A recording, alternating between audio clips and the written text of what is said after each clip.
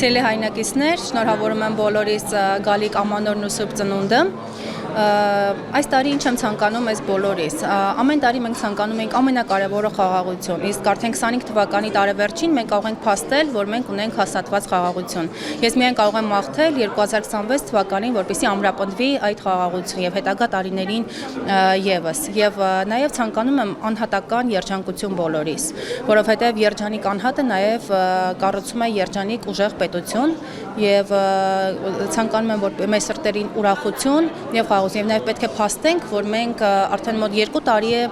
սահմանում զոհ չունենք եւ ինչի առիթով շնորհավորում եմ բոլորիս եւ ցանկանում եմ, որպեսզի այս խաղաղությունը հարատև լինի։